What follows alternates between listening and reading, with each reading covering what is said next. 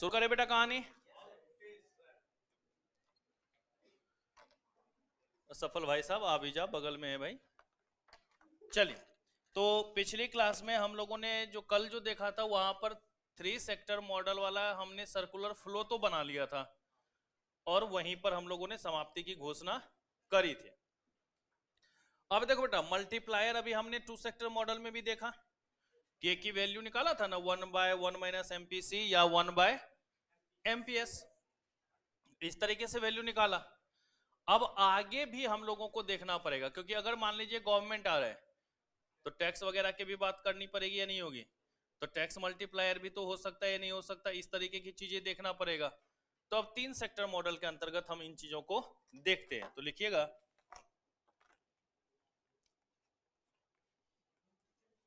The government sector and income determination, इसी का आसान शब्दों में नाम है बेटा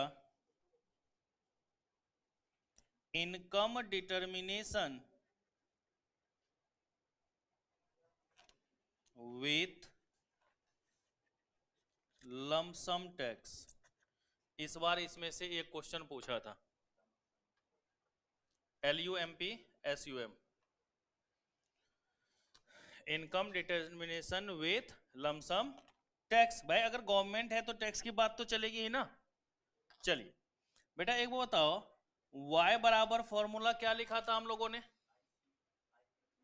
C+I तो होना ही था, ये तो हमने 2 सेक्टर मॉडल में देखा ही था।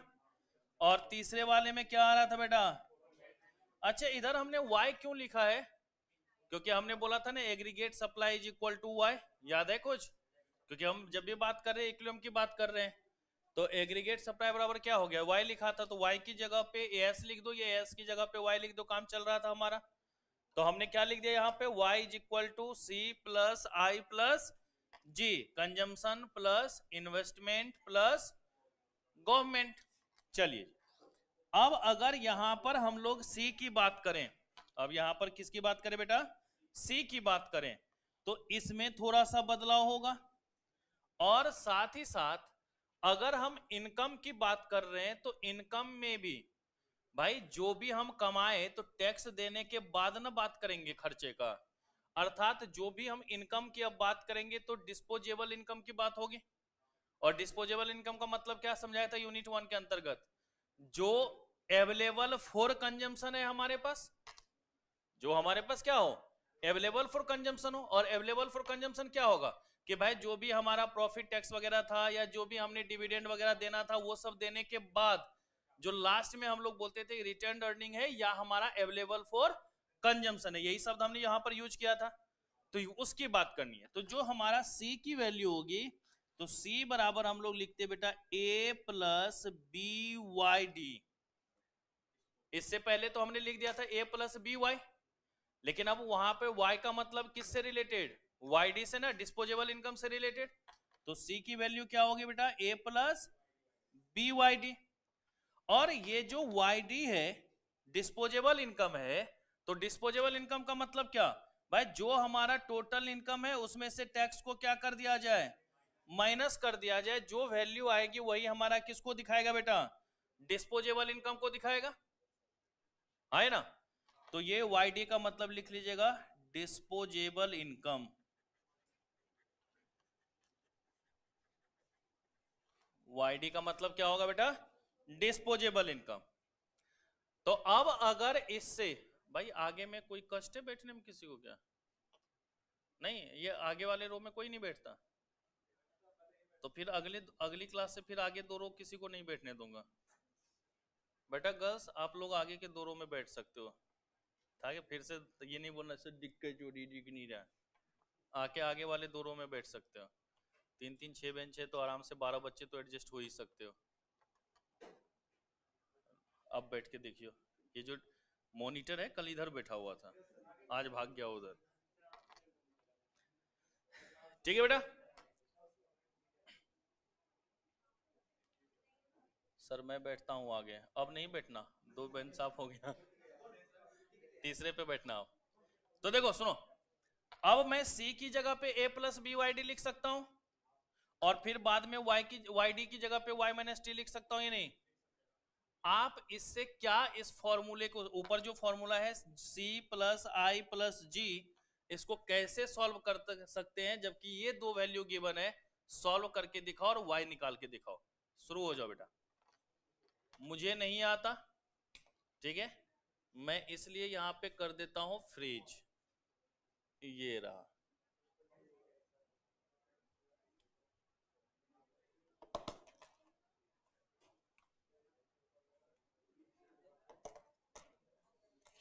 फ्रीज का ही नहीं हो रहा है।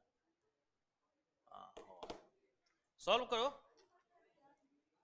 c की जगह पे ये फॉर्मूला रखने बोला ना, हाँ, तो फिर y की वैल्यू क्या आएगी निकाल के दिखाओ ना। ले दादा, इतना भी सोचना पड़ रहा है,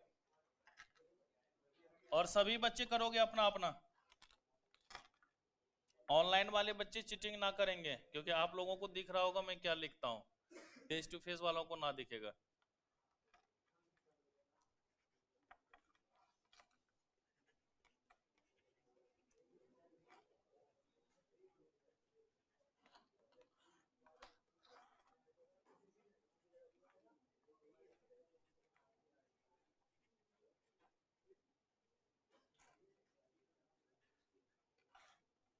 हो गया?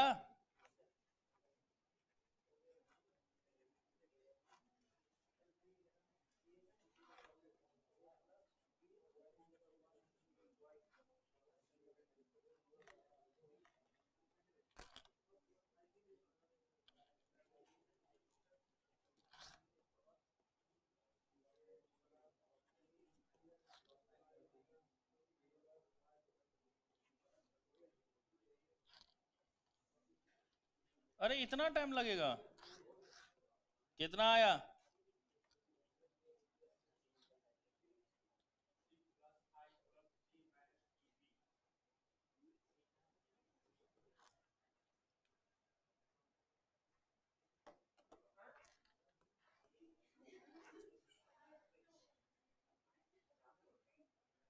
आई क्यों कर रहा था भाई?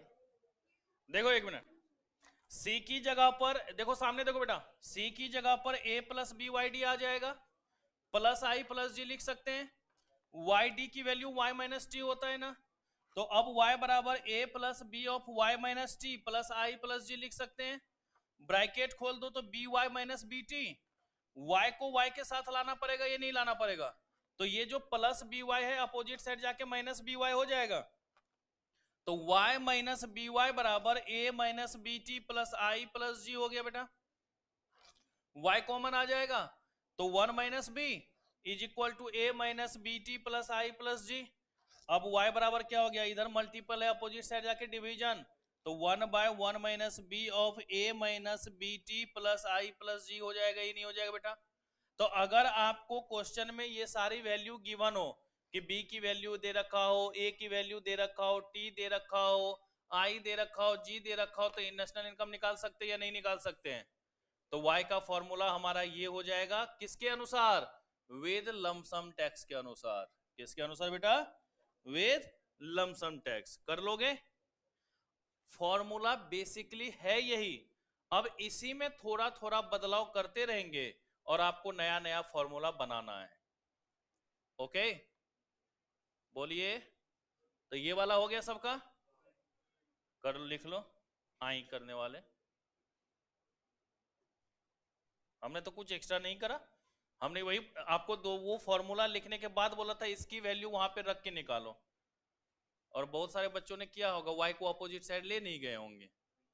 हाँ तो कैसे नहीं बेटा, y तो साथ पहले आएगा ना, इक्वेशन पढ़ते हो और यही भुला जाते हो। पढ़े हो इक्वेशन या नहीं पढ़े हो? तो कैसे भुलाएंगे भाई? एक्स की वैल्यू निकालो और एक्स को अपोजिट साइड भी रख दोगे। हो।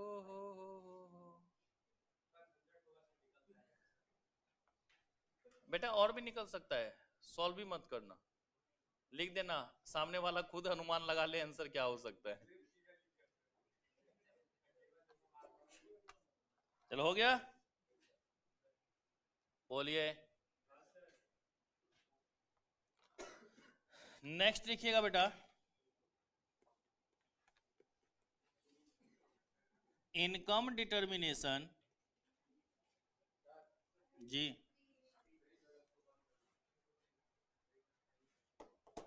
इनकम डिटर्मिनेशन विथ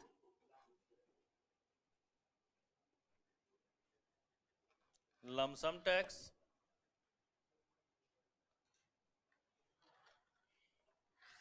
लेकिन सिर्फ लमसम टैक्स कहने से काम चलेगा क्या बेटा? एंड ट्रांसफर पेमेंट्स,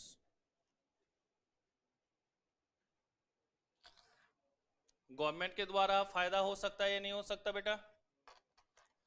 किस में लिखा था ट्रांसफर पेमेंट्स, याद है ना कल वाले ग्राफ के अंतर्गत? देखो गवर्नमेंट से हाउस होल्ड की तरफ कुछ गया था, क्या क्या नाम दिया था उसको? ठीक है, यूनिलेटरल रिसिप्ट। ओके, चलिए जी बेटा एक वो बताओ, कहता है Y D is equal to Y minus T, तो हम लोग अभी लिख ही रहे थे भाई। गवर्नमेंट ने टैक्स ले लिया, ये तो लिख दिया, अब गवर्नमेंट की तरफ से जो पैसा मिला वो नहीं आएगा क्या? तो प्लस टी आर लिख सकते या नहीं लिख सकते बेटा? बोलो। वाई माइनस, गवर्नमेंट ने टैक्स लिया तो वो माइनस कर दिए, तो गवर्नमेंट अगर कुछ दिया है तो हमारा इनकम तो बढ़ाएगा भी, तो अगर इनकम बढ़ाएगा तो उन चीजों को हमें क्या करना होगा बेटा? ऐड करना होगा ना। तो ये हमारा क्या होगा, अब डिस्पोजेबल इनकम हो जाएगा ही नहीं, मतलब अब वाई डी की जगह पे हमको क्या लिखना पड़ेगा? वाई माइनस टी प्लस, तो ये जो टी आर होता है इसको लिखिएगा बेटा ऑटोनॉमस ट्रांसफर पेमेंट। तो गवर्नमेंट के लिए पेमेंट होता है, हाउस होल्ड के लिए क्या होगा? रिसिप्ट होगा या नहीं होगा बेटा? ओके,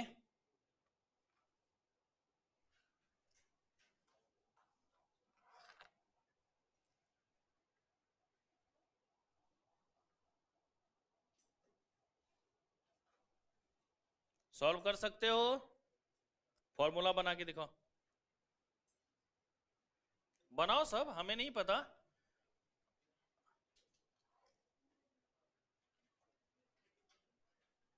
अब क्या लिखेंगे? सी की जगह पर ए प्लस बी वाई लिखते थे ना, तो वाई की जगह पे क्या होगा? Y minus T plus T R bracket के अंतर में, जैसे अभी ब्रैकेट खोले थे वैसे ये भी खोलना है, एक नया एडिशनल टर्म ऐड हो जाएगा इसमें। और आसान शब्दों में अगर समझने के लिए बोला जाए तो जो पिछला फॉर्मूला लिखे थे ना उसमें एडिशनल हमारा बी टी आर ऐड हो जाएगा, और कुछ होगा अंतर? तो करो जल्दी, हमारा शकल का है देख रहे हो?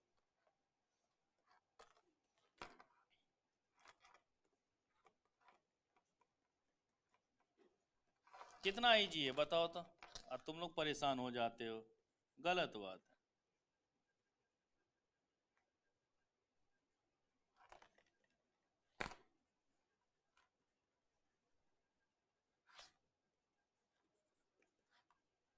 देखो इस तरीके से लिख सकता हूं मैं, बताइए, अब तो कर सकते होगे सॉल्व।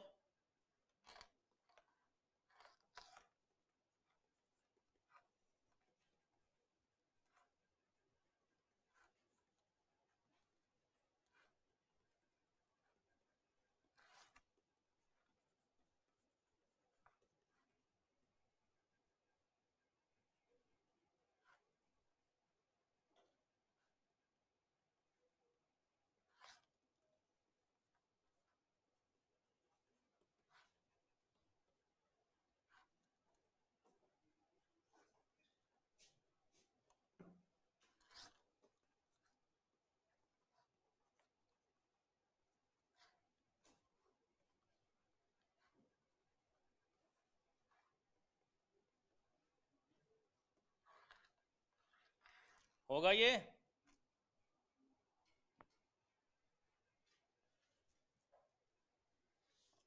तो पिछले फॉर्मूले और इस फॉर्मूले में सिर्फ बीटीआर का अंतर है या नहीं है?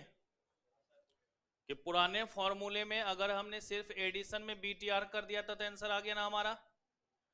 तो भाई चूंकि इनकम हमारा बढ़ेगा किसके कारण? ट्रांसफर रिसिप्ट के कारण, या यूं कहते हैं गवर्नमेंट के द्वारा जो भी ट्रांसफर पेमेंट है उसके कारण इंजेक्ट हो रहा है, तो हमारी इनकम क्या हो जाएगी, बढ़ जाएगी, तो इसलिए उसको क्या कर दिया जाएगा। और किसी ऐसे चीज से हमारा इनकम कम हो रहा होगा तो वो यहां पर किस में आ जाएगा बेटा, माइनस के फॉर्म में आ जाएगा। इतना ही तो याद रखना है। ओके, और नीचे की वैल्यू तो सेम ही है, 1/1 माइनस बी। कर लिया।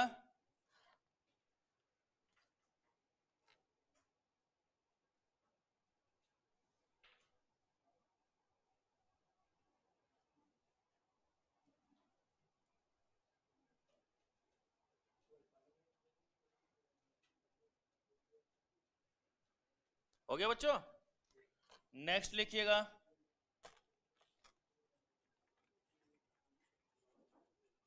Income determination with tax as a function of